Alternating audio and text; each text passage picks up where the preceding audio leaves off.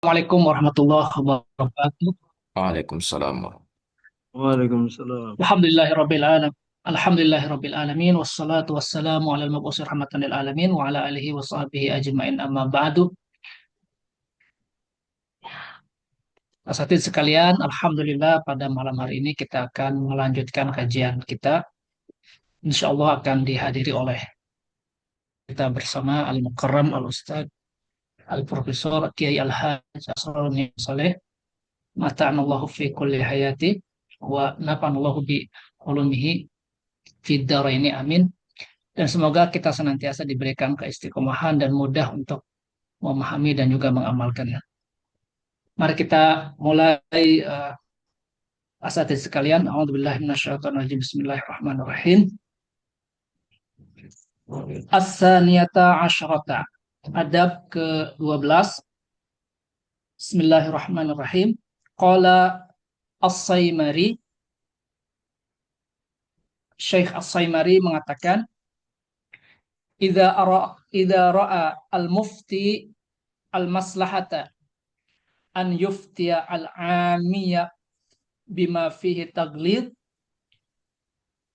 wa huwa ma la ya'taqidu zahiruhu wa lahu fihi ta'wil jaza dzalika zajran lahu.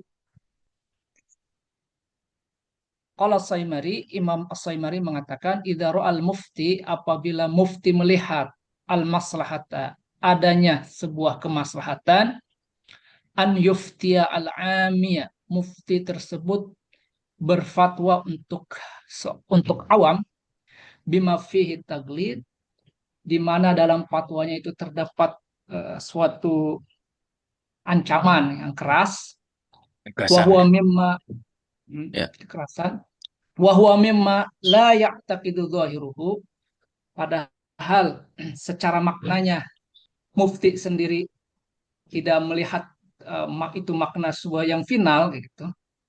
Walahu fihi ta'wilun, dan di sini dinyatakan makna tersebut juga masih terdapat takwil, bisa ditawil. perubahan makna kepada asal dari makna asal. Jaza dzalik, hal tersebut boleh, kata penulis kitab, jazron lahu, sebagai sebuah efek jerak untuk awam tadi. Kama ruwiya an Ibni Abbas radhiyallahu anhuma annahu su'ila an taubatil qatil. Hal ini sebagaimana bersumber dari riwayat dari Ibnu Abbas radhiyallahu anhuma tentang pertanyaan taubatil qatil, taubatnya seorang pembunuh. Faqal la taubatalah. Dalam satu kesempatan Ibnu Abbas mengatakan la taubatalah, taubatnya orang yang membunuh tidak ada taubat baginya. Wa sa'ala akharu, dan di saat yang saat di kesempatan lain bertanya kepada Ibnu Abbas itu yang lain, faqal, kemudian Ibnu Abbas menjawab, lahu taubatun, pada orang yang membunuh tadi ada sebuah kesempatan taubat. Sumaqal, kemudian Ibnu Abbas menjawab, amal awalu faraitu fi ainihi iradatal qatli. Amal awalu, adapun terhadap orang yang bertanya pertama, faraitu fi ainihi iradatal qatli, aku melihat dari matanya adanya keinginan untuk membunuh. Famana tuhu, kemudian aku mencegahnya. Wa amasan, ya, adapun terhadap orang yang kedua, pada mustaqinan qad qad qad qatala falam aqnatuhu. Orang yang Bukan kedua itu datang mustaqinan, lusuh ya, apa ya? Kayak semacam menyesal gitu ya, dalam penyesalan. kasihan. Halnya keadaannya keadaannya sangat kasihan. Qad qatala, orang tersebut sudah membunuh, telah membunuh. Falam aqnat, maka aku tidak ingin membuatnya putus Bukan asa. nit ya. Konit. Kalau uqannit, aku tidak ingin membuatnya putus asa. Qala Saimari, kemudian Syekh Saimari mengatakan, wa kadza in sa'alahu rajul, Demikian pula jika seorang bertanya, faqal in qataltu abadi hal alayya qisas. Jika seorang bertanya, apakah jika seandainya aku membunuh hamba sahayaku, apakah akan dikenai kisos kepadaku? Fawasa'a an yaqul in qatalta abdaka qatalnaka. Maka hendaknya mufti menjawab an yaqul in qatalta abdaka qatalnaka. Jika engkau membunuh hamba sahayamu, qatalnaka, maka kami akan membunuh engkau. Faqad ruwiya an Nabi sallallahu alaihi wasallam, hal ini sebagaimana bersumber dari riwayat dari Nabi sallallahu alaihi wasallam kali man qatala abdahu qatalnah, barang siapa yang membunuh hamba sahayanya qatalnah, kami akan membunuhnya. Wali annal qat lahu ma'anin, alasannya adalah li annal qat, karena makna dari kata al-qat sendiri lahu ma'an, terdapat makna yang beragam. Qala Imam As-Saimari kemudian mengatakan juga walau su'ila an sabbis sahabi, jika ditanya tentang mencemooh mencela sahabat, hal yujibul qatlu, apakah juga menyebabkan wajibnya dibunuh? Pawasa an yaqul, Wasi'un. maka pawasian, Wasi'un pawasa ya. apa Bahwa wasi'un. pawasian, fahuwa wasi'un itu saya. Iya. Fahuwa wasi'un an yaqul, hendaknya orang tersebut mengatakan ruya an Rasulullah sallallahu alaihi wasallam annahu qal man sabba ashabi faqtul. Bersumber dari hadis Nabi SAW, barang siapa yang mencela sahabatku faktulu, maka mereka hendaknya dibunuh. Fayaf'al kulla hadza jazran Sejaran. lil am, jazran lil amat. Gimana sih? Iya, ya. Jazron kan? Zajran, zaj. Sorry. Zajran. Sorry. Oh, baru nggak. Eh,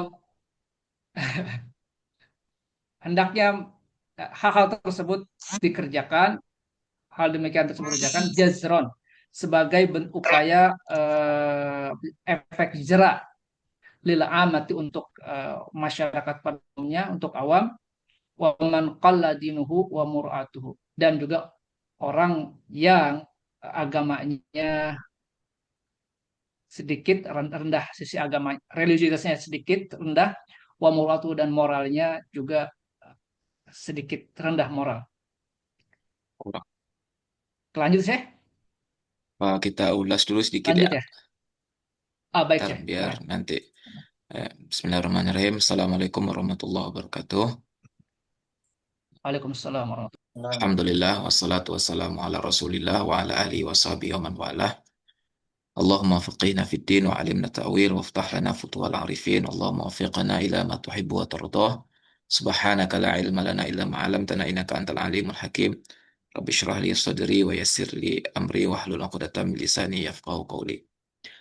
Baik, asatizah wal ikhwah sekalian, saya informasikan dulu bahwa guru kita Al-Mukarram Profesor Dr. Kiai Haji Muhammad Asroni Amsoleh, beliau eh, masih dalam rapat. Jadi beliau sarankan tadi lanjut saja, nanti kalau beliau ini nanti menyusul masuk, eh, mungkin telat ya, karena masih rapat kayaknya di DSN. Oleh karena itu kita diskusikan bersama ya, saya ulas sedikit, nanti mungkin teman-teman boleh berikan masukan, nanti kita tambah lagi bacaannya. Baik, sekarang kita masuk ke adab yang ke-12 dari adab-adab etika atau adab berfatwa. Nah, di sini dijelaskan oleh Imam An-Nawawi rahimahullahu taala wa nafa'anallahu bihi wa bi'ulumihi, pandangan dari Al-Imam As-Saimari. Kata Imam As-Saimari, jika seorang mufti lihat adanya kemaslahatan di dalam memberikan fatwa kepada orang awam dengan cara melakukan taghliz. Taghliz itu eh, sikap yang agak keras gitu ya.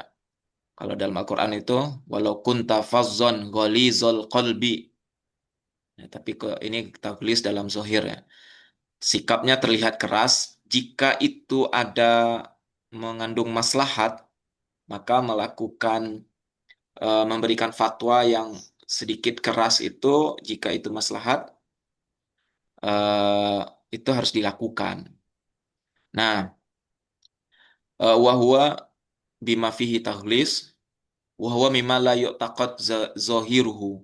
Dalam hal sesuatu yang tidak diyakini zohir dari bahasa pertanyaannya itu, atau bahasa yang persoalan yang ingin difatwakan itu, zohirnya itu walahu fi ta'wil, bisa ditakwil. Oke, bisa ditakwil. Maksudnya dia menyampaikan sesuatu hal multi makna. Bisa makna zohirnya, makna zohir itu makna yang makna yang mudah ditangkap begitu ya. Tapi bisa juga dipakai makna yang ba'id, makna yang jauh, itu makna takwil, bisa makna majazi atau lain sebagainya ya. Makna majazi atau makna dengan takyid, itu makna takwil. Nah, seorang mufti boleh melakukan itu zajran sebagai efek jera kepada si ami, orang awam. Jadi dibatasi dulu nih, mustaftinya orang awam gitu. Lalu Imam Asy'ari memberikan landasan kenapa bisa diperbolehkan untuk berbuat seperti itu. Memberikan fatwa dengan cara yang memberikan efek jera dengan sikap yang keras, karena ada riwayat dari Sayyidina Ibni Abbas radhiyallahu taala anhuma ketika beliau ditanya tentang hukum, yang ditanya hukum taubatnya orang yang membunuh, apakah orang yang membunuh itu bisa diterima taubatnya atau tidak, kurang lebih begitu pertanyaannya. Maka beliau menjawab, orang yang membunuh tidak ada taubat baginya, artinya tidak mungkin, tidak ada kesempatan dia untuk bertaubat, begitu jawaban beliau. Tetapi orang lain bertanya hal yang sama kepada Ibnu Abbas juga, tapi beliau memberikan jawaban yang berbeda. Kata beliau, lahu taubah. Orang yang membunuh bisa bertaubat. Lalu ini menjadi problem bagi orang yang mengetahui kenapa Sayyidina Ibnu Abbas memberikan jawaban yang berbeda terhadap suatu pertanyaan yang sama. Apakah orang yang membunuh itu bisa taubat atau tidak? Lalu penjelasannya ketika ditanya, beliau menjawab yang pertama, orang yang beliau jawab bahwa orang yang membunuh itu tidak ada taubat baginya, alasannya adalah karena orang yang bertanya itu terlihat dari matanya bahwa dia itu ingin melakukan pembunuhan. Jadi dia berencana membunuh orang karena dendam, karena sakit hati, begitu ya. Ingin membunuh orang, lalu sebelum dia membunuh, dia antisipasi dulu nih. Saya bisa tobat nggak ya? Gitu. Kalau saya bisa tobat, nanti saya bunuh, nanti tobat gitu. Kurang lebih begitu. Lalu dia tanya ke Sayyidina Ibnu Abbas, dan Sayyidina Ibnu Abbas punya firasat itu dari matanya. Maka Sayyidina Ibnu Abbas memberikan jawaban, orang yang membunuh tidak bisa tobat. Nah, dengan seperti itu, famana tuhu kata beliau. Maka dengan jawaban seperti itu aku bisa mencegah dia dari melakukan pembunuhan. Nah, adapun si penanya yang kedua, dia itu datang dalam keadaan kasihan, keadaan yang menyesal begitu, karena dia sudah terlanjur, kode kotala, sudah terlanjur membunuh, lalu sekarang dia menyesal, dia ingin bertaubat, maka kata Sayyidina Ibnu Abbas, beliau falam uqannithu, aku tidak ingin membuat dia menjadi orang yang berputus asa. Nah, karena tidak ingin membuat dia berputus asa, ya dibilang ada kesempatan taubat, sehingga dengan jawaban ada kesempatan taubat itu dia merasa tidak berputus asa, mau untuk bertaubat begitu. Nah, di sini ada bahasa yang dipilih falam uqannithu ya. Kalau dalam Al-Qur'an itu kan ada sinonimnya ya, fayausun qonut, fayausun qonut. Ada yaus, ada qonut.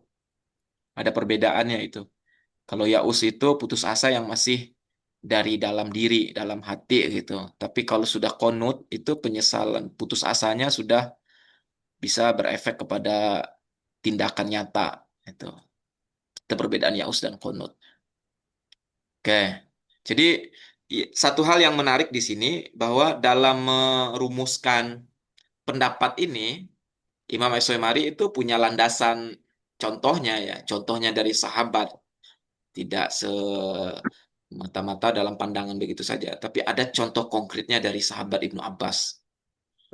Kemudian Imam Syafi'i juga menjelaskan sama halnya dengan yang tadi, kalau ada orang bertanya kepada seorang mufti, pertanyaannya apa? Dia bertanya, kalau aku membunuh budakku, saya wajib dikenain kisas nggak katanya.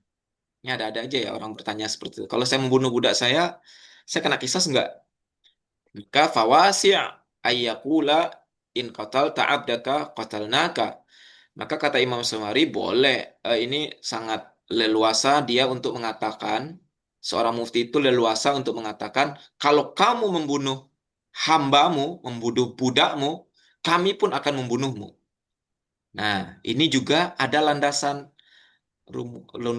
dari pendapat ini, landasannya dari sabda Nabi Shallallahu Alaihi Wasallam bahwa beliau mengatakan, "Man qatala abdahu qatalnahu." Siapa yang membunuh budaknya, kami akan membunuh dia. Kami pasti membunuh dia, gitu.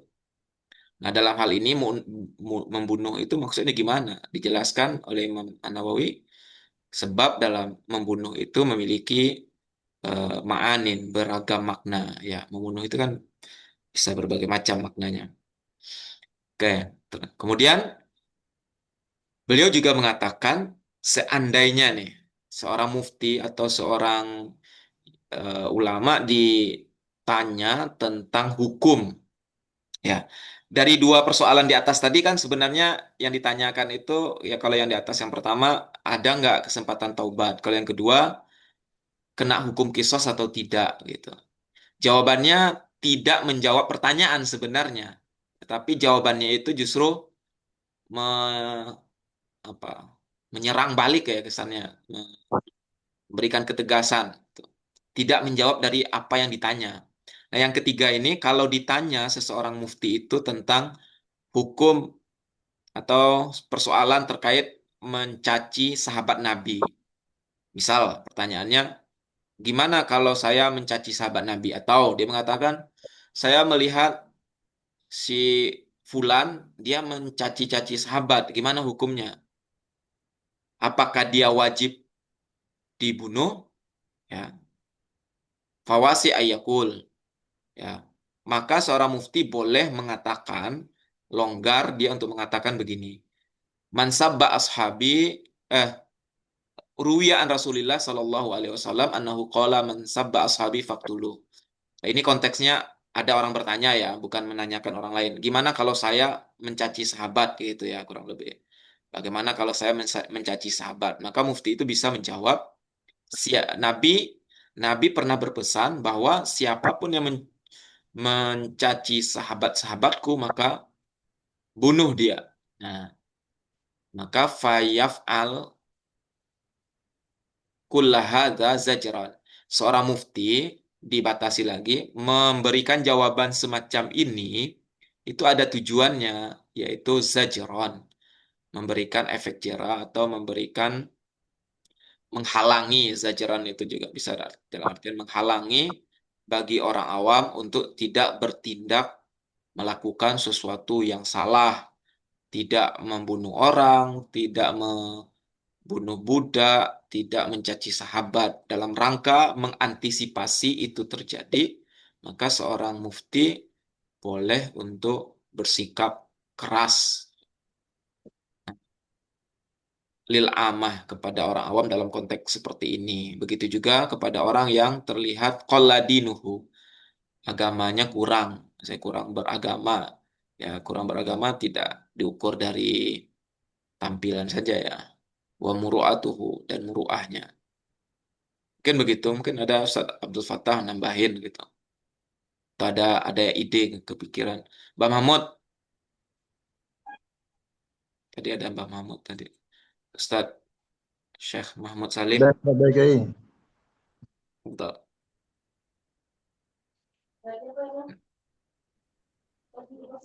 Baik, Kiai. Fadal, Fadal, Mudakhalah.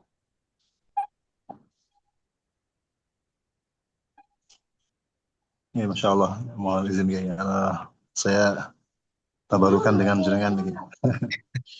Baik, luar biasa ya tadi.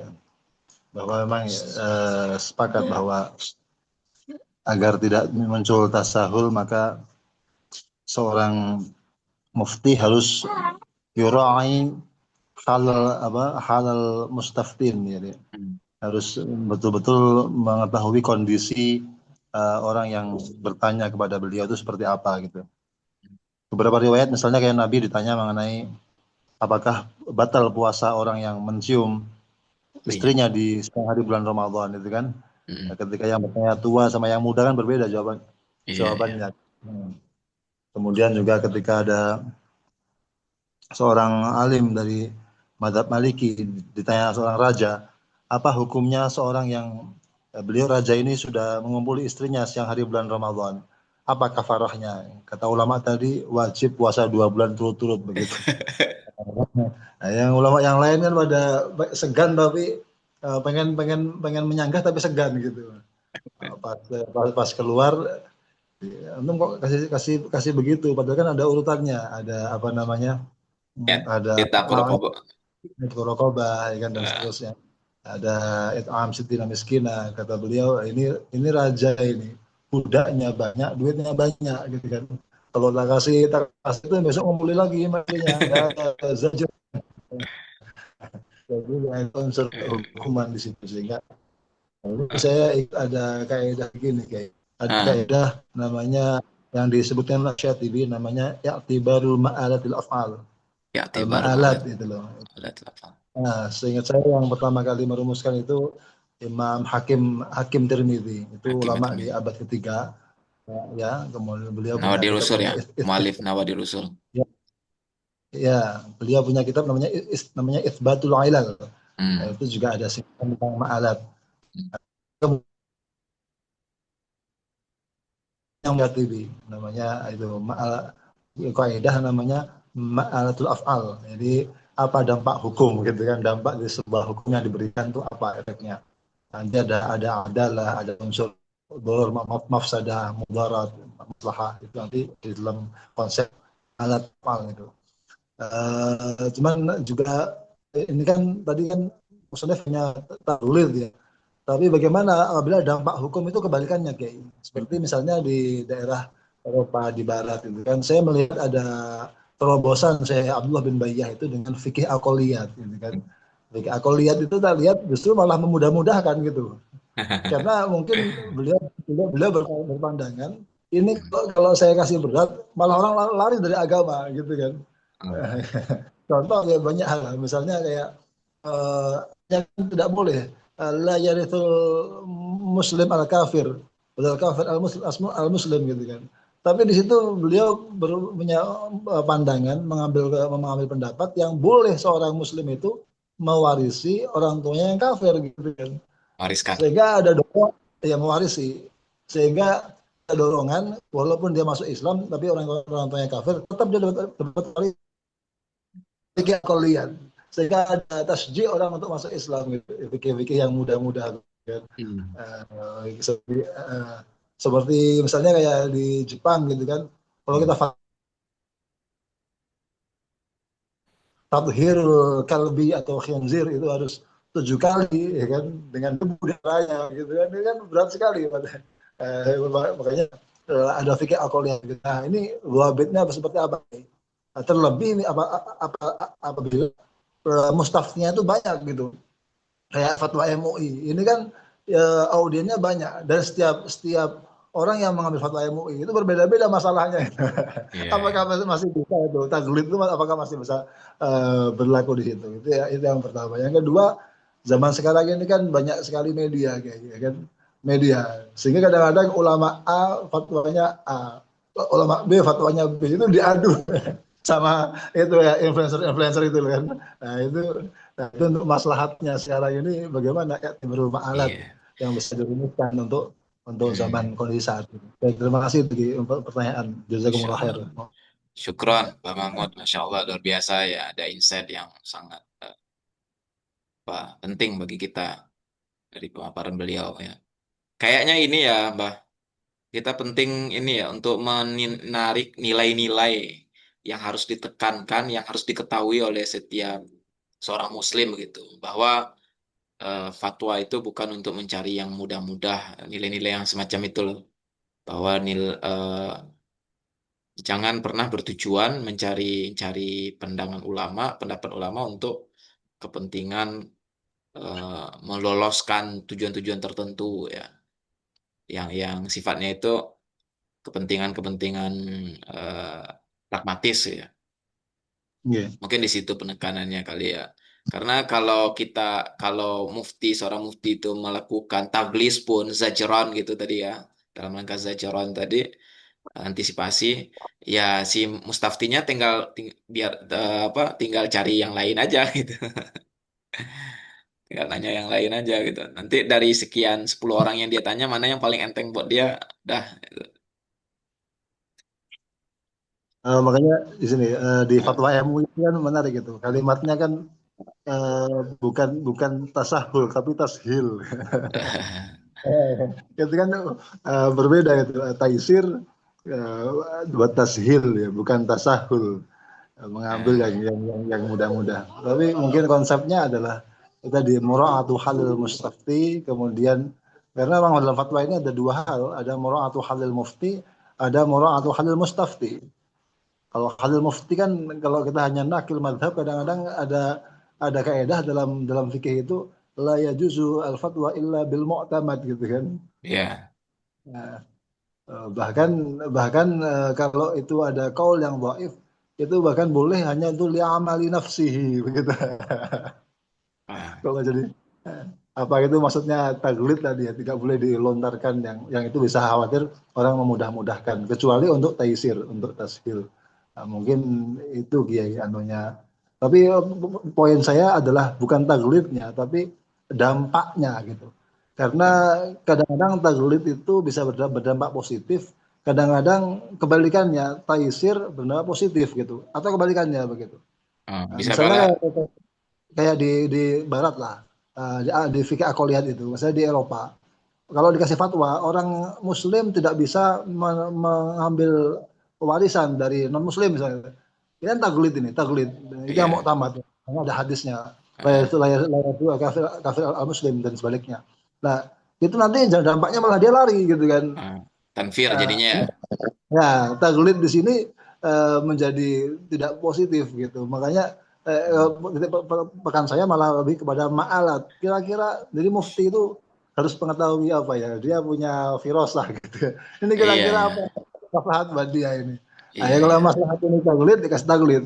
Kalau maslahatnya taisir dia taisir gitu kan. Hmm. Nah, mungkin Jadi ini ya, taglisnya ini tetap dalam kerangka yasiru wala tu'asiru, basyiru wala tunafiru. Nah, kalau kira-kiranya taglisnya itu bisa tanfir, tunafir, jadinya itu kan jadi tidak tidak positif, jadi negatif ya. Nggak, sama kayak orang ya, yang sering ditanyain itu orang mengkodok sholat nih. Ketika dijawab, ya wajib dikodok semua sholat yang udah tinggal itu.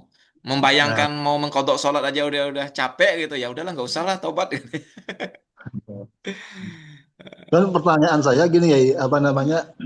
Tadi kan Ibnu Abbas itu kan dia memberikan fatwa bahwa orang membunuh tidak ada tobatnya karena melihat dari matanya. Oh iya, Ini orang firasat ya. orang yang membunuh. Nah, firasah. Nah, itu pertanyaan itu apa pertanyaannya?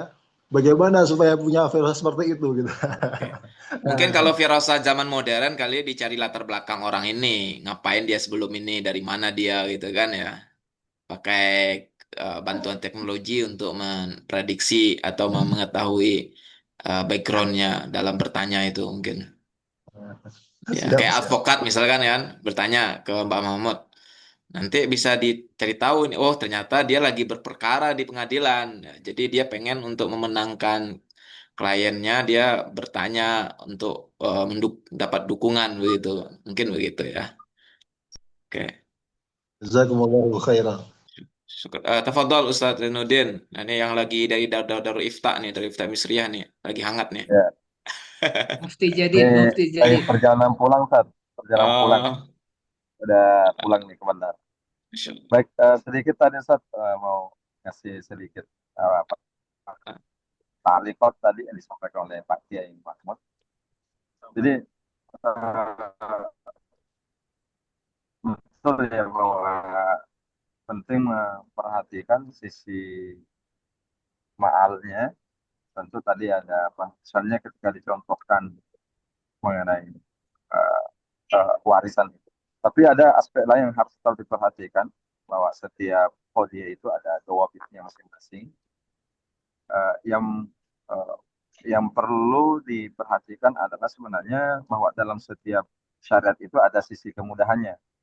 Ya, selama tidak melanggar prinsip-prinsip dasar. Misalnya warisan ya di negara mayoritas non muslim misalnya. Kan ada alternatif lain dalam hal tasarrufat itu. Nah, kalau selama ini eh, selama tidak melanggar aspek yang sangat prinsip, misalnya bahwa eh, apa itu bahwa eh, la yuritul kafirul al muslim, begitu pula juga dengan sebaliknya.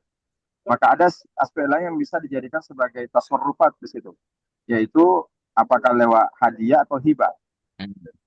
Jadi tetap prinsip dasarnya kita pegang karena ada nas yang eh, dijadikan apa yang melarang adanya warisan kepada non muslim atau sebaliknya, tapi bukan berarti bahwa sama sekali tasarrufat harta di situ sama sekali tidak dilakukan. Jadi ada Makhrajnya ya, apa namanya, ada makhraj, makhrajnya ya makhraj. betul ya. Jadi saya teringat dengan apa yang pernah disampaikan oleh Mustasyar MUI, yaitu guru kita Kiai Haji Ma'ruf Amin. Saya lupa ya buku terakhir yang beliau tulis itu. Makhraj Jadi fikih ya judulnya, makhraj fikih ya. ah itu tuh penting tuh sekali di situ. Makhraj fikih. Jadi jadi prinsip dasar itu harus kita pegang kuat, tapi tetap ada pintu-pintu keluar yang menjadi solusi dalam permasalahan yang kita hadapi. Itu aja untuk sementara saja. Barakallahu fiik. Ya. Baik, syukran Ustaz Zainuddin ya. Kalau dalam fatwa MUI itu kan dibedakan ya. Kalau dalam ranah muamalah maliyah itu memang dikedepankan ya apabila sulit untuk memakai yang apa namanya, yang aqua begitu, maka yang dikedepankan itu yang aslah, sisi aslahnya. Tapi dalam masalah makanan begitu, dalam hal yang lain, ubudiyah itu yang dikedepankan ahwatnya. Jadi ada pedoman fatwa MUI kalau nggak salah yang tahun 2015 itu mengatur begitu. Jadi beda kasus, kelompok kasusnya itu cara penanganannya berbeda, sisi penekanannya berbeda. Ada yang sisi penekanan yang diutamakan itu yang aslahnya ya, maksudnya untuk memberikan kemudahan. Dalam kasus lain yang kayak dalam masalah makanan itu ada yang dikedepankan persoalan eh, apa yang ahwatnya, ada persoalan-persoalan tertentu yang dikedepankan sisi ihtiyatnya, itu sadu zariahnya, termasuk seperti yang dijelaskan Prof Niam pada pertemuan lalu soal nikah ya, nikah dengan Muslim dengan kitabiah itu kan secara fikih ada pendapat ya, meskipun dalam mazhab Syafi'i itu tidak diakui sebagai kitabiah yang ada sekarang, tapi kan di mazhab lain bisa begitu. Nah, tetapi di fatwa MUI tidak, itu menutup pintu ini sadu zariah ya. Lebih ke ahwat ya di dalam fatwa MUI gitu. Jadi yang tadi itu soal arjah wal aslah itu yang dalam makharij fikihnya karya Kiai Ma'ruf Amin itu. Bila bertentangan dalam yang arjah dari sisi akwal ulamanya, tapi itu tidak aslah, itu makanya yang dikedepankan adalah sisi aslahnya. Itu dalam muamalah maliyah. Itu kurang lebih ya. Wallahu alam. Tapi menarik ya, ini ada kaitannya dengan yang kemarin, pertemuan kita yang kemarin ketika Imam Abu Hanifah ya kalau nggak salah, kemarin ketika ditanya dalam suatu persoalan, eh, orang bertanya kepada Imam Abu Hanifah, ya, saya bersumpah tidak akan menggauli, saya bersumpah akan menggauli, saya bersumpah menggauli istriku di siang hari Ramadan.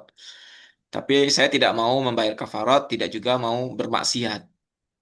Nah, Imam Abu Hanifah memberikan makhraj, solusinya, yaitu ya safir biha. Ya udah safir biha. Ini nggak ada taglisnya nih, Mbah. Gimana, Mbah?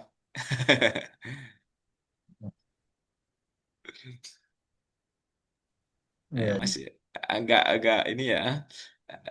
Mungkin kalau yang dicontoh-contoh taglis tadi itu, contoh yang dimunculkan itu soal membunuh, ya kan, mencaci gitu. Tapi kalau yang Imam Abu Hanifah ini kan soal ibadah ya, bukan tidak tidak terkait hak orang lain atau tidak terkait dengan ya, masalah orang lain gitu.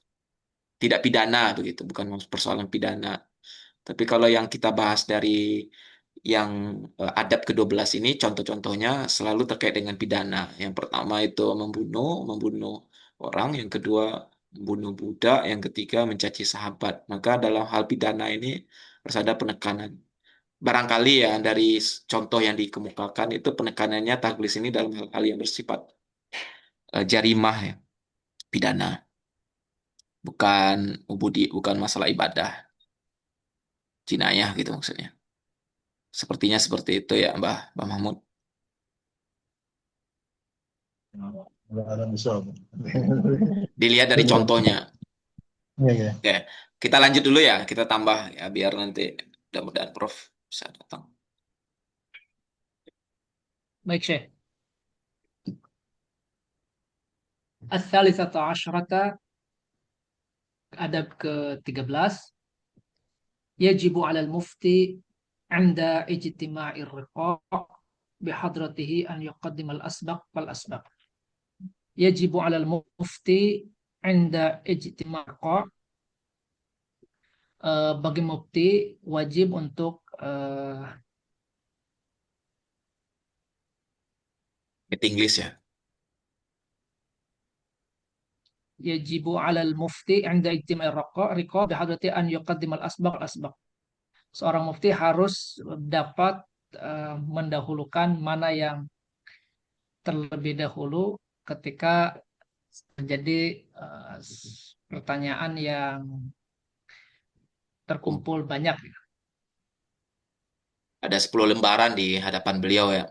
Kama yaf'aluhu, misalkan 10 lembar.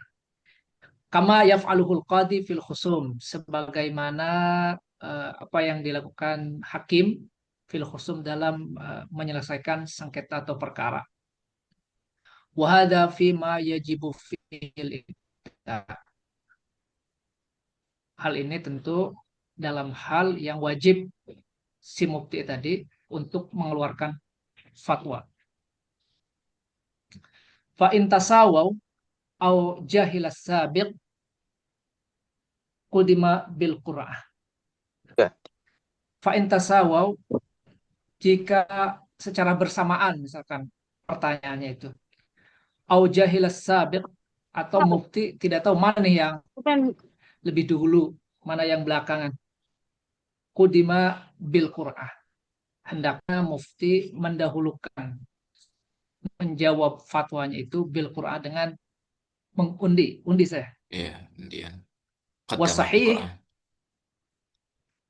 wasahih annahu yajuzu taqdimul mar'ah wal musafirul ladzi shadda Syudarih. sadrih rih rihluhu. Syudarih luhu. Wasahih, pendapat yang sahih, annahu yajuz, bahwa boleh takdimul mar'ah wal musafir, mendahulukan fatwa atau menjawab untuk wanita dan musafir yang alladzi syadda rih luhu, Ya, syudarih luhu ya, yang yang sudah rihluhu, yang akan bepergian, sudah siap berpergian. Wa fi ta'khirihi dararun bitakhallufihi an rifqatihi. Dalam wa fi ta'khirihi, dalam mengakhirkan jawaban terhadap fatwa mar'ah dan musafir tadi terdapat doror bitakhallufihi an rifqatihi. Misalkan di sini dinyatakan ketika Tinggal tertinggal dari apa namanya teman-temannya. rombongannya terdapat doror. Wa nahwu dzalika ala ma sabaquhuma. Dan contoh misalnya, illa idza qasural musafirun wan nisa bihaisu yalhaqu ghairuhum bitaqdimihim dororun kasir. Illa idza qasural musafir, kecuali musafirnya banyak dan perempuannya juga banyak. Bihaisu yalhaqu ghairuhum bitaqdimihim doror. Dengan misalkan Mendahulukan mereka. Ya. mendahulukan mereka juga tepat apa namanya doror juga bahaya juga. Fayaudu ila at-taqdim bisabaq awil Qur'an. Maka jawaban fatwa siapa lebih dulu itu ditentukan kepada as-sabaq yang lebih dulu bertanya atau awil Qur'an, bisabaq awil Qur'an atau dengan undian. Summa la yuqaddimu ahadan illa fi futya wahidah. Kemudian hendaknya mufti tidak mendahulukan seseorang fatwanya dijawab illa fi futya wahidah, kecuali dalam satu fatwa saja. Berarti ini ya, kalau kita lihat di sini, ini teknis banget ya kalau kita SOP mufti yang bersifat teknis. Jadi kalau seorang mufti di hadapannya terkumpul beberapa lembar soal istifta, pertanyaan yang membutuhkan jawaban fatwa, lalu maka teknisnya dia harus melakukan antri, ya mendahulukan yang paling dulu baru yang berikutnya. Itu prioritasnya berdasarkan siapa yang dulu datang. Ya kalau ada tanggalnya ya enggak. Kalau sekarang kan mufti online ya. Kalau di MUI itu ada, di MUI digital itu ada apa namanya? eh, channel saluran untuk mengajukan pertanyaan itu. Nanti akan masuk itu ada rekapannya di Excel. Itu ada tanggalnya. Jadi berarti harus yang dikedepankan yang ada tanggalnya begitu. Mana yang lebih dulu itu yang didahulukan. Nah, ini teknis seperti ini juga berlaku pada kodi dalam memutus hukum. Ya, kalau kita lihat di pengadilan agama, biasanya udah begitu. Kalau pengadilan agama ya nggak tahu kalau pengadilan negeri. Persoal kasus yang ditangani itu sesuai dengan antrian gitu. Oke. Tapi kalau datangnya bersamaan, yang mau bertanya atau lembaran pertanyaan itu masuk secara bersamaan, atau kasusnya tidak diketahui mana yang datang duluan. Nah, teknisnya lagi-lagi teknis. Seorang mufti melakukan undian gitu ya, mengundi. Teknis banget ini. Nah, tetapi di sini ada wasahih ya. Kalau ada kata-kata wasahih, Imam Nawawi mengatakan wasahih, ini menunjukkan adanya ikhtilaf ya. Ikhtilaf, tapi beliau kemudian mengatakan asahih berarti ini yang mu'tamadnya atau yang kuatnya dari ikhtilafat yang ada.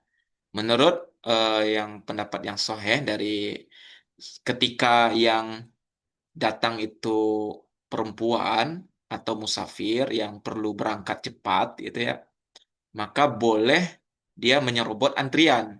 Ini likuli kaidatin mustasnayat ya. Kaidah awalnya yang paling dulu dia didahulukan. Tetapi ada mustasnayatnya, pengecualiannya ketika yang bertanya itu perempuan atau musafir yang perlu cepat untuk berangkat, maka dikecualikan dia boleh di menyerobot antrian gitu. Di mana gambarannya ada ketentuannya wafita akhiri doror. Ketika dia pertanyaannya dijawab belakangan, sesuai antri nanti akan berbahaya kepada si perempuan ataupun dengan musafir tadi. Bahayanya karena dia tertinggal dari rombongan dia, dari temannya dia. Itu berbahaya, maka boleh didahulukan. Wa nahwi dzalika ala ma sabaqahuma. Nah, ini mufti ini harus punya asisten ini untuk mendata siapa yang dulu, siapa yang punya kepentingan yang mendesak karena dia musafir atau karena perempuan begitu ya.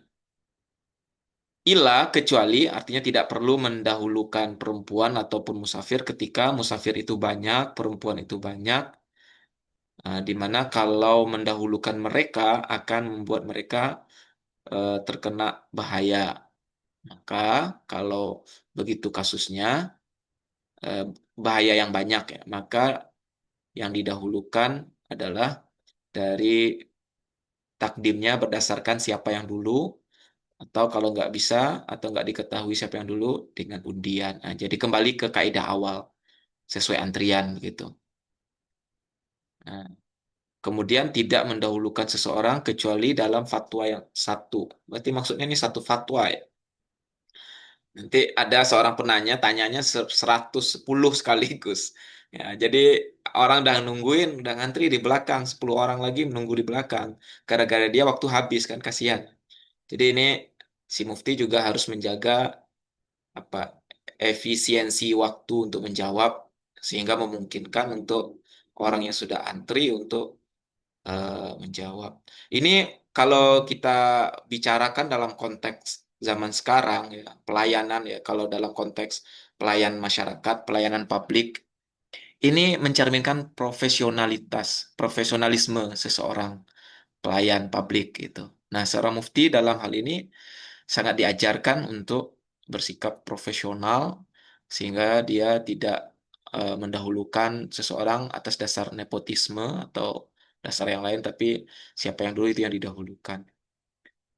Keren, Insya Allah. Silakan, Ustaz Abdul Fatah mungkin ada tambahan gitu.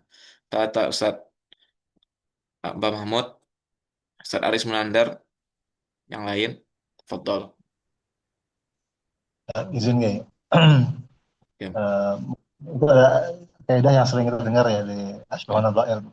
La yuqaddamu ahadun fit tazahumi ala al-huquqi illa bimurajjih. Gitu kan? Imroji. Nah, nominal murajjih itu dua, as-sabaqiyah atau as-sabaq wal quwwah. Ya, as-sabaq wal quwwah. Quwwah itu bisa quwwatul hujjiyah atau quwwatus sabab. Hmm.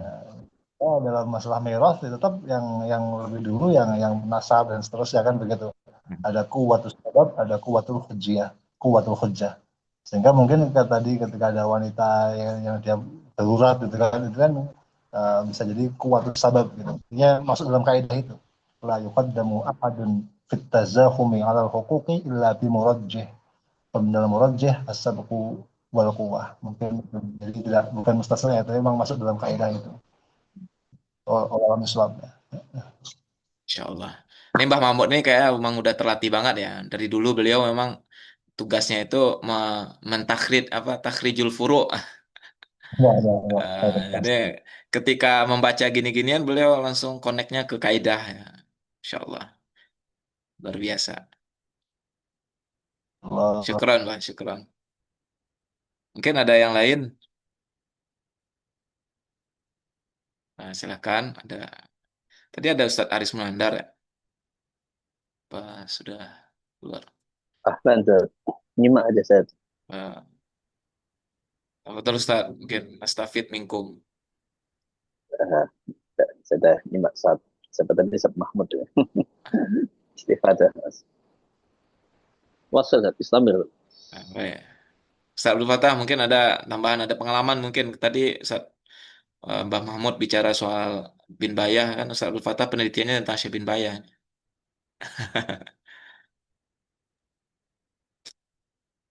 Kayaknya cukup Oke. tadi Mbak Mahmud, udah keren itu. Oke, kalau itu tuh kita lanjut. Nah,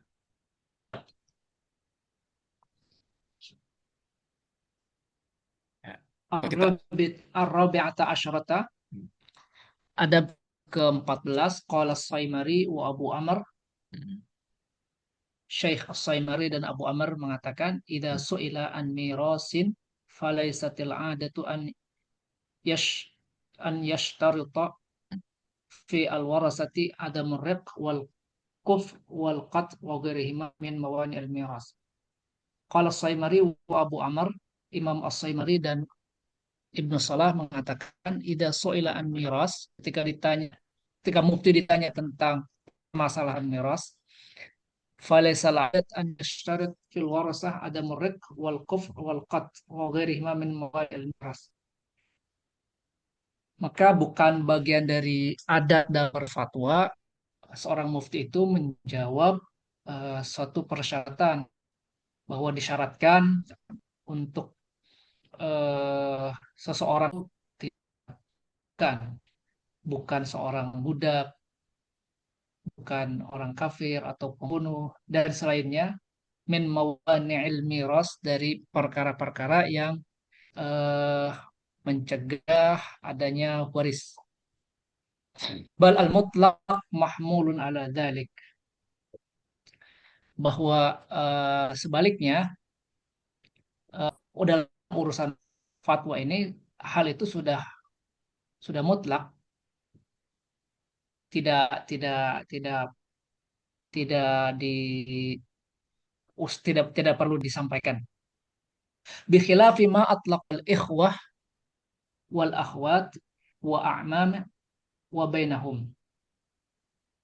Kecuali dalam permasalahan tentang al-ikhwah, saudara laki-laki, wal akhwat, saudara perempuan, wal a'mam, dan juga paman-paman, wa bainahum, dan di antara ala budda an yaqul fil jawab min ab wa au min ab au min maka seorang mufti harus mengatakan dalam jawaban fatwanya fil jawab min abin wa dari sebapak dan seibu, saudara kandung, au min abin, atau dari bapak saja, au min ummin, atau dari seibu saja. Wa idza su'ila fi mas'alati aulin kal manbariyah, jika seorang mufti ditanya tentang masalah aul seperti al-manbariyah, Iya.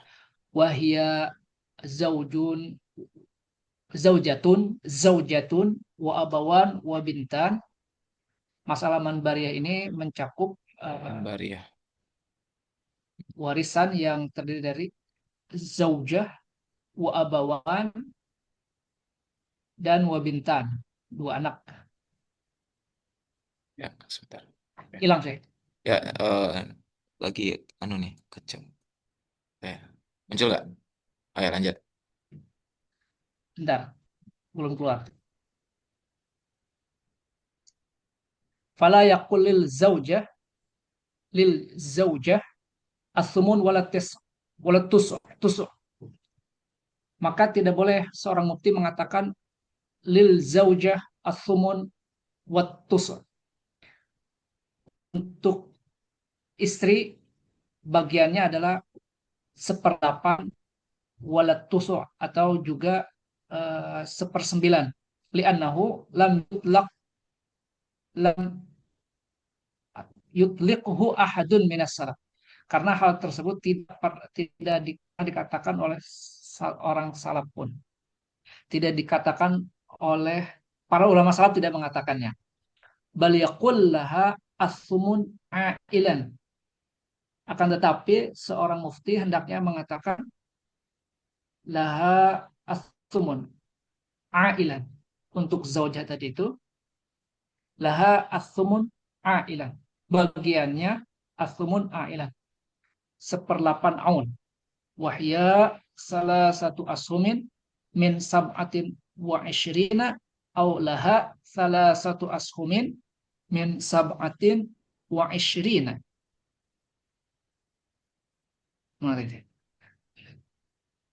Salah satu bal yaqul laha as-sumun ailan, akan tetapi seorang mufti hendaknya mengatakan kepada zaujah tadi bagiannya adalah seperdelapan aul, yaitu salah satu ashum min sab'ati sab'atin wa ishrin. Kalau masalahnya ini ya, Tiga bagian, tiga, tiga bagian, tiga saham, min sab'atin wa ishrin. Dari 2/27. Gitu, Ustaz. dia tujuh asal Ada masalahnya kurang ini ini ya. juga nih tentang masalah, Ini asal tentang asal asal masalahnya. masalahnya ya. Ya, Nah, dua tujuh. Tahu? au laha salah satu asum, atau redaksinya laha salah satu ashumin min sab'atin wa ishrin. Mm-mm. Hampir mirip. Bagi bagi zaujah tadi, salah satu asum tiga bagian dari masal-masal 27. Au yaqul ma qalahu Amirul Mukminin Ali bin Abi Thalib radhiyallahu an sara samanuha tis'an umnuha tis'an, atau mengatakan mufti tadi itu seperti yang dikatakan oleh Amirul Mukminin Imam Ali radhiyallahu an karamallahu wajhah, sara sumunuha tis'an, bagian zaujah tadi yang 1/8 itu menjadi 1/9. Gitu sih. Ana agak ngeri nih tentang penguasaan Ya. uang salaris ini. Ini harus mufti nih Ustaz Zainuddin nih. Wa idza kana fil madhkurina fi riqatil istifta man la yarisu af Heeh. sahabi suqutihi. Wa idza kana fil madhkurin fi riqatil istifta. Ketika mufti mendapati pertanyaan Orang-orang yang dalam disebut di dalam dalam lembaran. kertas Ya, lembar-lembar fatwa itu, yaris ada orang yang tidak orang yang tidak mendapatkan waris afsaha bisukutih, sehendak-hendaknya mufti tadi menyampaikan dengan jelas bahwa orang tadi itu tidak mendapatkan bagian gugur ya. bisukutih. Hmm. Fakal fakal mengatakan, hendaknya mengatakan mufti tadi wasaqata fulan, tidak mendapatkan bagian, pulan tidak mendapatkan bagian. Wa in kana suqutuhu fi halin duna hal, meskipun uh, uh, tidak mendapatkan bagiannya itu dalam satu keadaan dan tidak pada keadaan yang lain. Gimana tuh menerjemahkannya? Qal Ya. qala mana dia? Di Allah yutawhamnahu la yaris. Mana dia? Wa Ya. saqata fulan fi hadhihi surah aw nahwi dzalik. Si fulan tidak mendapatkan bagian dalam keadaan ini. Aw nahwu dzalik, atau semisalnya li alla yatawahhama annahu la Yutawahhamu. yaris bihal, sehingga li- tidak ada Dugaan. keraguan, Dugaan-dugaan. dugaan bahwa annahu la yaris bihal, bahwa dia tidak mendapatkan waris dalam keadaan apapun. Jadi harus digambarkan dalam keadaan ini dia tidak mendapatkan tidak mendapatkan waris, bukan secara Mahjub berarti ini ya, namanya mahjub. umum. Nggak dapat waris sama Misalkan sekali. kamu tidak mendapatkan baris sama sekali, tapi digambarkan dalam keadaan ini kamu tidak mendapatkan baris. Wa idza su'ila an ikhwatin wa akhwat Hmm. au banin wa banat fala bagi ayyakul lidzakar mislu hadzil unsayain. Wa idza su'ila an ikhwatin wa akhwat au banin wa banat, jika seorang ditanya tentang bagian waris ikhwah, saudara laki-laki, wa akhwat, dan perempuan, au banin wa banat, anak laki-laki dan perempuan, fala yang bagi ayakul, hendaknya jangan menjawab dengan lidzakari mislu hadzil unsayain, seperti yang diredaksikan oleh Al-Quran, lidzakari mislu hadzil unsayain dalam surat An-Nisa ayat 11. Kenapa? Fa inna dzalika qad yushkilu yushkilu Yushkil. Ashkala yushkilu. ala al-'ami. Ami. Hal tersebut dapat menyulitkan yushkilu, Problematis. menyulitkan orang-orang awam, orang awam. Bal yaqul yaqtasimuna tarikah ala kadza kadza sahman. Hmm. Bal yaqulu, artinya seorang mufti mengatakan yaqtasimut tarika, bagian waris dibagi ala kada wa kada, demikian bagiannya, likul karin kada wa kada sahman, setiap laki-laki mendapatkan bagian, bagian demikian. Walikuli unsa kada wa kada sahman, setiap perempuan mendapatkan bagian-bagian tertentu, bagian tertentu. Qala Husaimar. Hal ini sebagaimana dijawab atau dikatakan oleh Imam As-Saimari. Qala Syekh Abu Amr Ibnu Salah. Ibnu Salah mengatakan, wa nahnu najidu fi ta'ammudil udul anhu, ini haroza atau hazaza? Kayaknya haroza ya. Harus. Oke, menjaga ya. Yes. Anda, anda cari maknanya, kayaknya pakai ro itu ya. Fin Oke, nafsi kita liqaunihi cek dulu. lafdul Quran al-aziz. Hmm. Qala Syekh Abu Amr Ibnu Salah mengatakan, wa nahnu najid fi ta'ammudil udul. Ibnu Salah mengatakan bahwa kami mendapati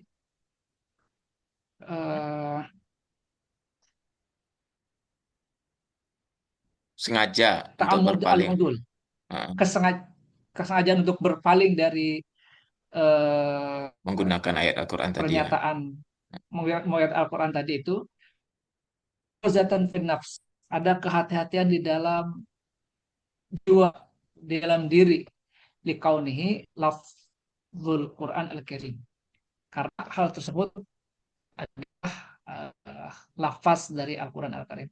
Wa annahu qallama yakhfa ma'nahu ala ahad, sedangkan makna dari Al-Quran itu sendiri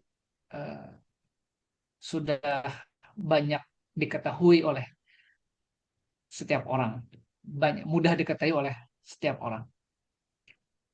Wayam bagi an yakuna fi jawabi masailil munasakhat,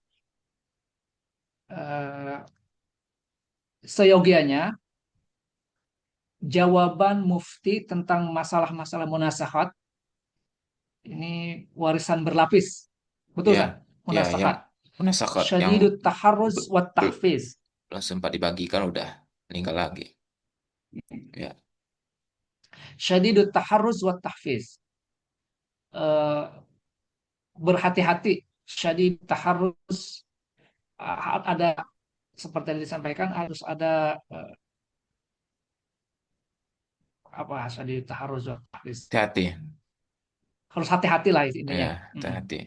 Wal yaqul fiha li fulan kada wa kada bimirasihi min abihi, mengatakan mufti tadi itu li fulan kada wa kada bimirasihi min abihi, untuk si fulan bagiannya demikian dari warisnya, Segini. warisannya dari ibunya, dari bapaknya. Summa min ummihi, kemudian warisannya dari ibunya. Summa min akhihi, kemudian warisannya dari saudaranya. Qala Saimari, Imam Saimari mengatakan, wa kana ba'duhum yakhtaru an yaqula li fulani kada wa kada sahma. Sebagian ulama mengatakan redaksinya adalah dengan fulan kada wa kada sahman, untuk seseorang tertentu bagiannya demikian. Mirasuhu min abihi kada, bagian warisnya dari bapaknya demikian. Sekian. Kada dari ibunya demikian. Wa min akhihi sekian, dan dari saudaranya sekian. Qala wa kullu hadza qarib. Beliau mengatakan hal ini memiliki makna yang mirip-mirip lah. Qala Saimari wa ghairuhu, Imam As-Saimari dan para ulama lainnya mengatakan, wa hasuna an yaqula taqsimut tarikah Tuqassam ba'da at-tariqah. tuqassamu tarikah ba'da ikhraji ma yajibu taqdimihi min dainin Takdim. aw wasiyatin in kana. Hmm. Wahasuna an yaqul, baiknya seorang mufti mengatakan terlebih dahulu eh, Tarik. tuqassimul tarikah ba'da ikhraji ma yajibu taqdimihi. Takdimuhu. Waris itu dibagi, Heeh. waris itu dibagi setelah mengeluarkan ma yajibu min taqdimihi min dainin aw wasiyatin in kana. Setelah mengeluarkan apa yang seharusnya dikeluarkan terlebih dahulu daripada hutang ataupun wasiat jika ada. Oke, baik. Wallahu a'lam bishawab. Allah. Syukran Ustaz nih. Panjang ya. Ini Banyak kita ini. ulas sedikit ya. Eh, ini lagi-lagi soal teknis ya. Bagaimana seorang mufti harus menjawab pertanyaan ketika berkaitan dengan masalah waris. Di paragraf pertama, beliau mengatakan bahwa falaisal adah ayyushtarata fil warasati, warasah itu jamak dari waris ya, ahli waris.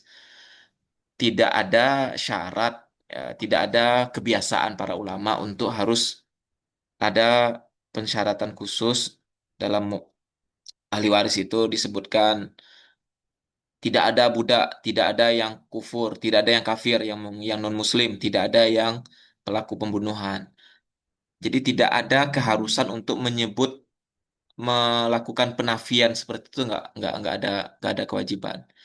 Jadi seorang mustafti penanya membuat lembaran soal pertanyaan tentang warisan, dia tidak mesti harus mencatat membuat disclaimer tidak ada budak, tidak ada yang non muslim, tidak ada yang pelaku pembunuhan, nggak begitu. Nah, sebab kenapa? Bal al mutlaq mahmulun ala dzalik. Ketika tidak disebut tiga hal ini, berarti itu dimaknai sebagai memang tidak ada begitu. Jadi tidak adanya itu tidak disebutkan, tidak dituliskan. Tidak ada berarti ya cukup tidak dengan tidak adanya tulisan itu sudah cukup gitu. Nah, tapi kalau soal ada saudara laki-laki, saudara perempuan nih ikhwah harusnya ya, hamzahnya di bawah harusnya ini. Ikhwah wal akhwat. Kalau saudara laki-laki, saudara perempuan, paman, nah itu harus ditulis, disebutkan. Nah, kayak harus dijelaskan juga nih ikhwahnya itu dari sebapak seibu atau sebapak saja atau seibu saja. Nah, ini intinya harus detail saudara ini saudara kandung atau saudara seibu atau saudara sebapak karena beda hubungan, beda haknya begitu. Begitu juga paman ya. Nah, kemudian ketika tidak kayak ini masalah mimbariyah ya. Ketika ditanyakan, dia tidak boleh menjawab li zaujah sumun wala tidak boleh juga mengatakan li zaujah tis'un. Zaujah mendapatkan sepelapan, sumun tusuk ya sepersembilan ya. Kenapa tidak boleh menjawab seperti itu? Karena ini tidak pernah ada salafus soleh yang membahasakan seperti itu. Tapi harus di redaksinya itu harus menggunakan kata-kata ail bahwa ini persoalan bagiannya itu ada aul. Ya, ada aul gitu. Jadi memilih redaksi bahasa ini juga menjadi catatan ya bagi seorang mufti. Atau dia boleh mengatakan sebagaimana yang dikatakan oleh Amir Mukminin Ali bin Abi Thalib, soro, ada kata soro, bagiannya menjadi begini, jadi dari seperdelapan jadi sepersembilan gitu. Ada perubahan supaya tidak diduga bahwa ada dari antara apa al-furud itu bagian-bagian itu ada tusuk sepersembilan. Itu kan nggak ada sebenarnya karena awal aja. Oke. Nah, kalau ada di dalam nama ahli waris yang tertulis di dalam lembaran istifta itu, ada orang yang tidak berhak mendapatkan warisan. Maka seorang mufti harus menjelaskan secara jelas, afsah, secara jelas bahwa orang itu gugur haknya. Dia tidak mendapatkan hak. Mungkin yang dimaksud di sini seperti dalam kitab fikih itu hijab ya. Kan ada hijab nukson, ada hijab hirman. Kalau hijab nukson berarti hak bagiannya berkurang. Kalau hirman berarti bagiannya gugur sama sekali gitu. Nah, nggak dapat gitu. Wa in kana sukutuhu fi halin duna halin, kalau gugurnya itu kalau hanya dalam kasus tertentu, tidak di kasus lain, seorang mufti harus mengatakan kalau dalam kasus ini si orang ini nggak dapat warisan, tapi kalau di warisan dalam kasus warisan yang lain dia mendapatkan warisan begitu, agar tidak ada kebingungan di mustafti sehingga tidak mengira bahwa orang tersebut tidak mendapatkan warisan sama sekali. Maka perlu penjelasan kasus mana yang dia dapatkan, mana yang dia tidak mendapatkan bagian. Ini tanggung jawab mufti, ini berat ya, harus menjelaskan hal begini ini. Kemudian, kalau paragraf berikutnya, seorang mufti juga tidak ketika ditanya tentang bagian saudara laki-laki, ikhwah, nih lagi-lagi eh, hamzahnya tertulis di atas, harusnya ikhwah di bawah nih.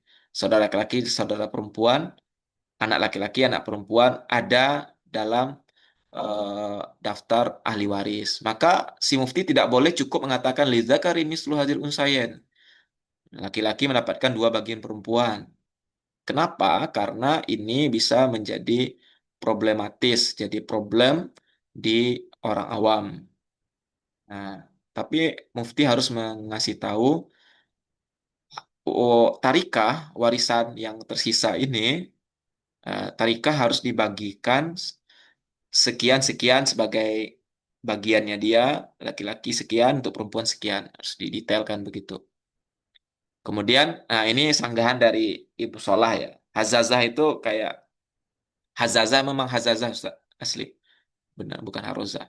Kata Imam Ibnu Solah, kami menemukan dalam kesengajaan untuk berpaling dari ayat Al-Quran mengatakan lizakari mislul hadzal unsayain, tidak mengatakan bahwa bagi laki-laki bagiannya adalah dua kali bagian perempuan, lizakari mislul hadzal unsayain.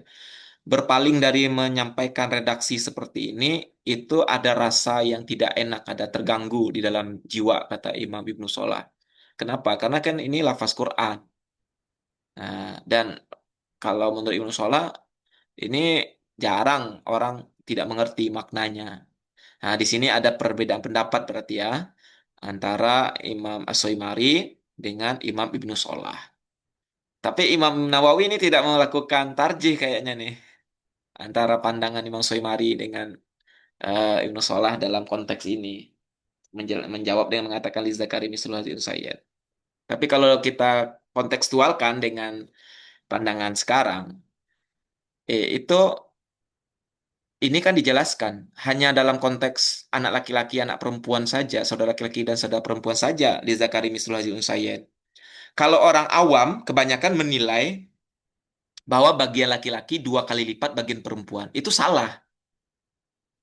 Kenapa? Karena pada faktanya dalam warisan itu tidak selalu bagian laki-laki itu dua kali lipat bagian perempuan. Contohnya, antara ibu dan ayah.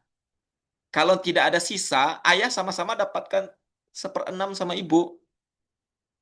Begitu juga saudara seibu, ya kan? Saudara seibu sama-sama dapatkan bagian seperenam, meskipun dia laki-laki dan perempuan. Artinya redaksi yang mengatakan bagian laki-laki dalam Islam adalah dua kali lipat bagian perempuan itu salah. Nggak pas.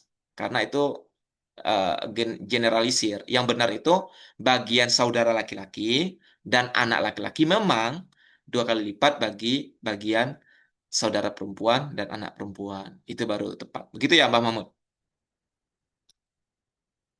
Oke. Nah, begitu juga dalam masalah munasakhot ya. Munasakhot ini masalah warisan belum sempat dibagikan, sudah ada ahli waris lain gitu. Dalam artian ada yang meninggal baru gitu. Belum di bisa jadi munasakhotnya berlapis-lapis ini. Nah, ini harus syadidut taharus wa tahafuz, harus ekstra hati-hati si mufti. Biasanya dalam kecelakaan nih, dalam kecelakaan ada orang meninggal sekeluarga, mereka saling mewarisi. Ternyata ada yang meninggal di tempat, ada yang meninggal di rumah sakit, ada yang meninggal 10 hari kemudian. Nah, ini kan munasakhot. Nah, ini mufti harus ekstra hati-hati dalam menyelesaikan masalah ini. Oke. Terus apa lagi? Karena badu aktor ya full kejelasan. Oke. Nah, terakhir ini penting. paragraf terakhir Imam Semari, begitu juga ulama yang lain mengatakan hasuna ayyakula tuqassamut tarikatu ba'da ikhraji ma yajibu takdimuhu. Takdimuhu ya. Sebaiknya seorang mufti menjelaskan bahwa harta peninggalan tarikah itu tidak otomatis menjadi warisan ya. Tidak semua harta peninggalan itu otomatis menjadi harta warisan. Tarikah ada hak lain selain dari warisan. Warisan itu bagian kesekian. Nah, makanya mufti harus mengatakan harta peninggalan dari seorang yang meninggal dunia menjadi warisan itu setelah dibagikan menjadi warisan itu setelah dikeluarkan kewajiban yang harus didahulukan. Apa itu kewajiban yang harus didahulukan? Yaitu utang atau wasiat jika keduanya ada. Jadi ketika ada harta peninggalan, utang dulu dibayarkan, begitu juga wasiat dulu dibayarkan. Jika dia berwasiat tidak lebih dari sepertiga gitu kan. Jadi si almarhum yang meninggal, sebelum dia meninggal dunia, dia pernah memberikan wasiat, hartanya akan dibagikan kepada seseorang yang bukan bagian dari ahli waris. Ini catatan dari wasiat nih, tidak boleh bagian dari ahli waris. Selama tidak lebih dari 3%, sepertiga, maka dia didahulukan memberikan wasiat daripada membagi harta warisan. Nah, jika lebih dari sepertiga, itu maksimalnya tetap sepertiga ya. Nah, setelah itu baru masuk ke warisan. Sebenarnya ada yang lain ya, Mbah ya. Tajhizul janazah ya, mu'nah tajhizin janazah itu terlebih dahulu. Jika tidak ada yang menanggung gitu. Pada itu fardu kifayah ya. Jadi nggak langsung. Kadang ada orang meninggal dunia, anaknya langsung nanyain berapa nih bagian kita gitu. Tanpa dikeluarin dulu wasiatnya, tanpa dikeluarin dulu biaya hutangnya, hutang orang tuanya. Ternyata setelah bayar hutang, nol sisanya. Nggak jadi dapat warisan berarti. Wallahu a'lam bishawab. Ya. Tambahin, Mbah, silakan, Mbah. Mbak Ustaz Abdul Fatah mungkin ada yang lain. Itu yang perlu dibahas, ada istilah di masyarakat itu Ya. dapat warisan utang, itu gimana itu? Anak dapat warisan utang, nggak meninggalkan warisan harta, tapi orang tuanya meninggalkan warisan utang. Apakah itu bisa disebut sebagai warisan? Gimana itu Ustaz Mahmud? Fadal, fadal, Mbah. Di kolom ada yang Ustaz bertanya, Sat. Musa. Mbak Mahmud, fadal. Itu gimana tuh kasus? Itu sering terjadi itu. Ya Allah. Antum saya, antum tufti lana. Cuman tadi yang masalah itu orang yang di masyarakat sering itu jadi tajhizul mayyit, kemudian dain itu kan ada dua. Yang sering lupa itu dain pada hakullah gitu. Dulu wajib zakat, belum zakat itu kan. Dan dulu pernah wajib haji, belum haji. Ini kan ada yang lupa. Kalau utang anak Adam masih akan diminta kan, jadi kelihatan itu. Tapi kalau utang pada Allah ini ada yang lupa. Udah baru wasiat ini ya harus kalau mau ketika ya persetujuan ahli waris.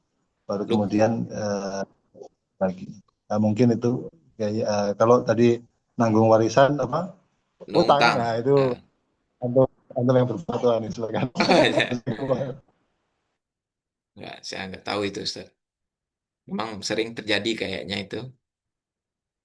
Tapi kalau kalau saya ditanya itu eh, nggak disebut warisan hutang ya. Biasanya untungnya yang bertanya itu orang yang mau bayarin utang orang tuanya gitu. Nah, yang repotnya kalau nggak mau ini. Tadi itu Mbak, itu ada orang yang lupa dainullah hutang kepada Allah. Itu karena nggak ada yang nagih ya. Kalau hutang kepada orang lain ada yang nagih, makanya nggak lupa gitu. Kalau hutang dainullah, hutang ibadah kayak zakat tadi atau haji nggak ada yang nagih soalnya. Ya. Padahal kata Nabi fadainullah ahaqqu ayyukuba. Hmm.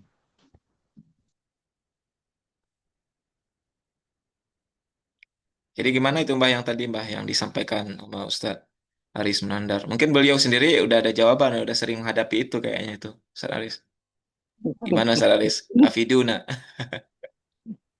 Ya, saya baru dapatnya ibarah Hanabilah, Ustaz. Kalau Syafi'iyah belum dapat. Eh, Gimana sih Ustadz Kalau di dihadapi lah? Hanabilah ini, Ustaz, nggak ditanggung sama anak. Bukan warisan lah Anak ya. nggak punya kewajiban itu. Kalau misalnya warisan udah habis, untuk aset udah habis, terus masih ada utang sama manusia, ya, anak nggak ada kewajiban untuk bayar. Kalau anak mau bayarin, ya nggak apa-apa, tapi tidak menjadi kewajiban.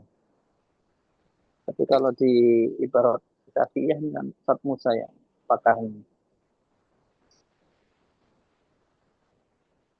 Ya, belum belum tahu kita Ustaz. Mungkin nanti kita coba ya telusuri. Mbak Mahmud kayaknya udah tahu jadi sering ngadapin ini, Mbak Mahmud.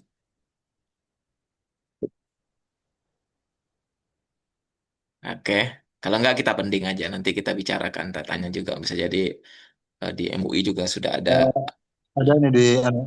di Bugiyatul Mustarsyidin. Gimana? Allah. Gimana Zat? Di Bugiyah Zat? Halaman 138. Lau mata mayyitun wa alaihi dainun lam yajib ala waliyihi qada'uhu min malihi fa in tatawwa bidzalika ta'adda ad-dain anhu. Jadi Tapi sama lah ya, sunnah. sama kayak tadi Iya. ya, sama yang disampaikan Ustaz Haris tadi. Iya. Kalau faedahnya Artinya bisa Zat Mahmud. nah tapi untuk kewajiban itu memang ya tidak ada kewajiban kecuali dari hartanya mayit. Mungkin begitu Allah alam bisawab. Oke. Ya, tapi kembali Tapi lagi kan ya. mm, Gimana, Ustaz? anggapan di masyarakat kalau anak nanggung utang orang tua meskipun nasibnya udah habis kan nggak benar berarti Zat ya. Itu padahal banyak tersebar loh yang kalau saya jumpai di Jogja sering banyak anak yang punya anggapan semacam itu. Ya, karena takut dianggap sebagai anak durhaka, Ustaz. Bah, betul, betul.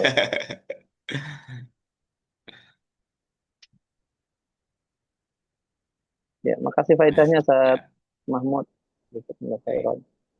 Baik, waktunya kita sudah habis ini ya. Udah jam 21 lebih nih. Bisa Baik, itu bertanya? sebenarnya kita nggak buka pertanyaan ini, Ustazah. Karena kita Gak apa-apa saja disampaikan karena aja saja Ustaz ya Ibnu sampaikan dulu Sosial nanti itu. kita simpan ya. Kita kasih Iya, kesempatan. alhamdulillah. Baik, terima kasih. Izin saya dari Samarinda Kaltim, jadi sebenarnya di sini udah setengah 11.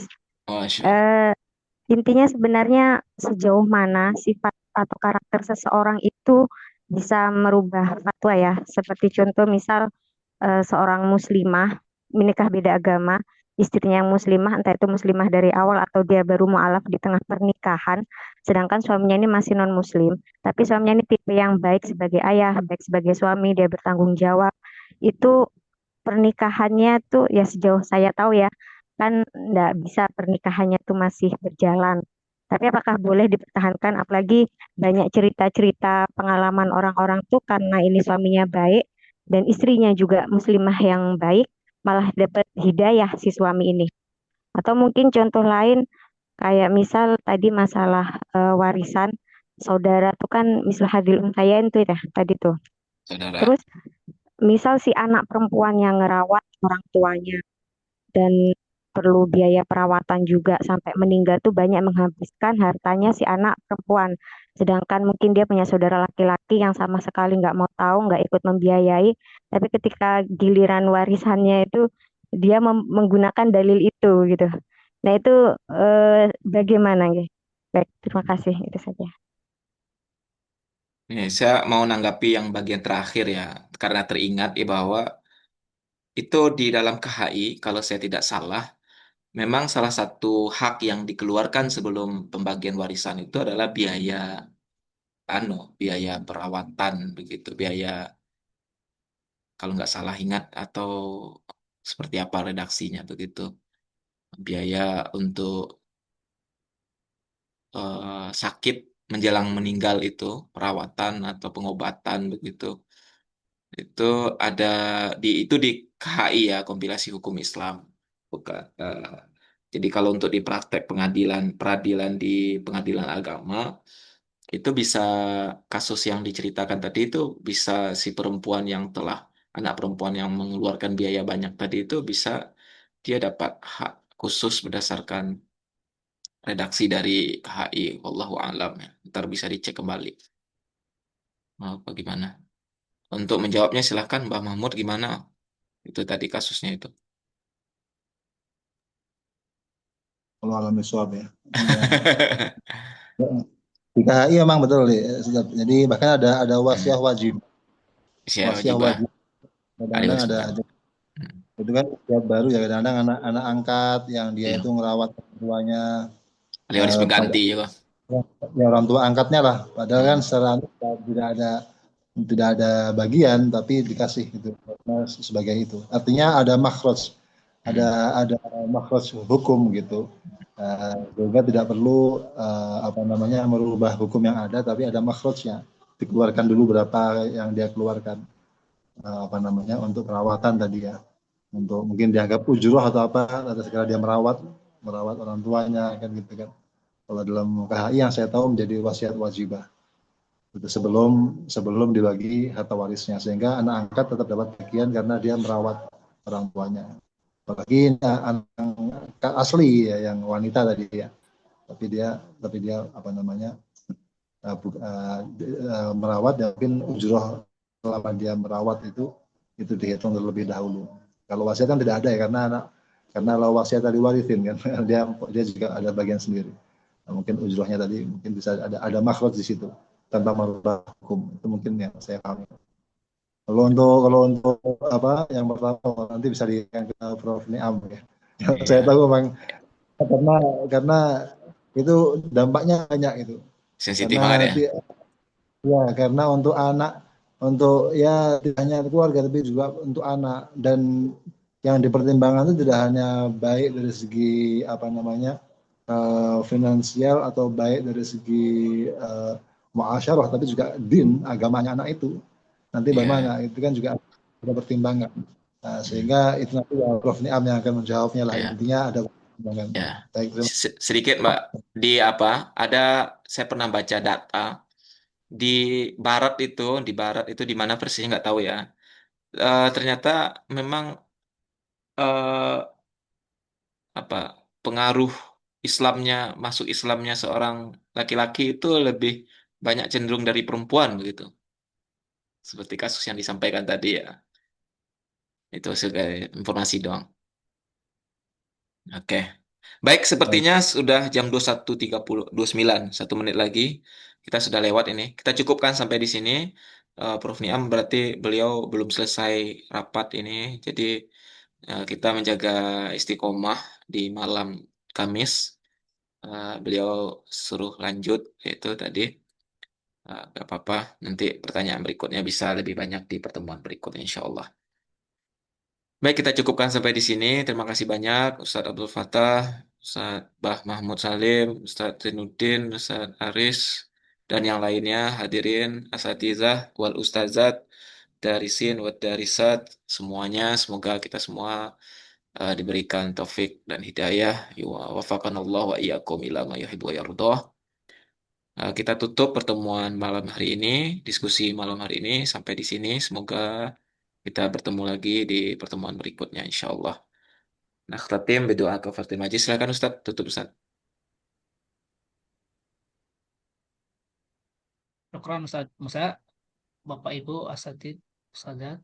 Mari kita tutup pertemuan kita malam ini dengan membaca kafaratul majlis. Subhanakallahumma wa bihamdika asyhadu an la ilaha illa anta astaghfiruka wa atubu ilaik.